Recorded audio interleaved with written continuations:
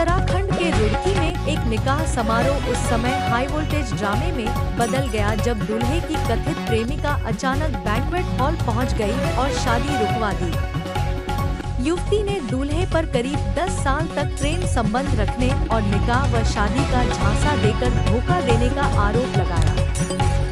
युवती का दावा है कि युवक ने तलाक और इद्दत पूरी होने के बाद उससे शादी करने का वादा किया था। उसने दोनों पक्षों के बीच लिखित समझौता और गांव वालों के हस्ताक्षर होने की बात भी कही। मामला बढ़ने पर दुल्हन पक्ष ने विदाई से इनकार कर दिया।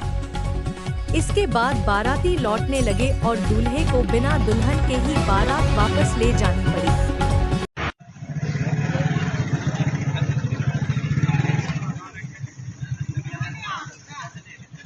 अचानक पता चला कि उस्मान की शादी हो रही, तो मैं तुरंत वहाँ से घर से निकल गई और निकलने के बाद मैं जब यहाँ आके देखा, मैंने सोचा शायद कभी किसी और की हो रही हो, मुझे यकीन नहीं हो रहा था।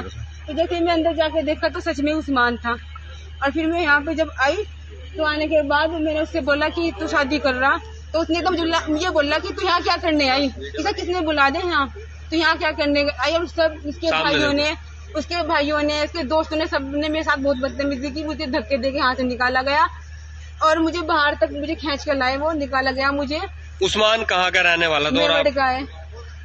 आप उस्मान मुलाकात कैसे हुई थी और आप कहाँ के रहने वाले? मैं तो रुहाल की भी रहने वाली हूँ। किस तरह से मुलाकात हुई थी और कब से संबंध थे? शादी में हुई थी, शादी में मिले थे हम। कब से रिलेशन में थे? 10 साल।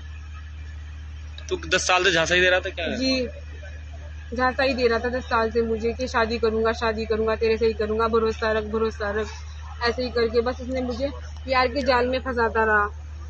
ये फैसला सुनने में कोई फैसला ना आया कि आपकी पहले शादी हो चुकी थी? सर मेरी शादी हो गई थी, लेकिन उसने शादी के बाद मेरे पास कॉल किया, बोला कि तू उसे छोड़ के आ जा, मैं तेरे साथ निकाह करूंगा और शादी भी करूंगा। और सर ये रहा उसका। तो तुमने उसको जहाँ तुम्हारी शादी हुई तो उसको छोड़ दिया था? जी। कितने साल हो गए? सर 1 साल हो गया। अब ये फैसला भी हुआ, बीच में किस तरह का फैसला हुआ था ये सर जब मेरा उसके साथ लड़की के साथ जिसके साथ शादी हुई थी खत्म मामला हो गया, तो उसके बाद उन्होंने आकर मुझे अपनाया भी था और इस थाने में आकर ये साइन वगैरह भी किए थे। ये उसकी रिपोर्ट है कि हम तुझे लेके जाएंगे। अब आप रुड़की पहुंची हो, क्या सामने आया, किस तरह का मैटर सामने आया? मतलब तहरीर दी जाएगी इसकी, थाने में भी गए थे क्या पुलिस ने? थाने में सर मैं गई हूँ, लेकिन अभी वहाँ पे मुझे कोई सुविधा नहीं मिली। पुलिस क्या कह रही है? 112 पे की थी, उन्होंने बोला था कि तुम अपनी नजदीकी थाने में कॉल कर लो। क्या पुलिस ने सहयोग नहीं किया आपका? जी, पुलिस ने आपका सहयोग नहीं किया? नहीं किया अभी। 112 के बाद ही पुलिस मौके पे नहीं पहुंची थी? नहीं। कितना समय इंतजार किया? सर 3 घंटे।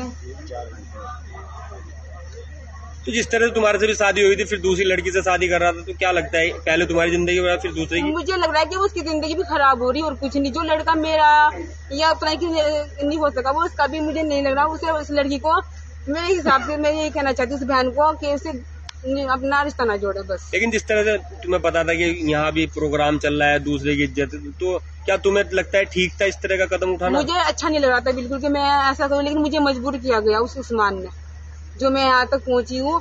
और मुझे अच्छा नहीं लग रहा कि मेरी मोहब्बत किसी और की हो।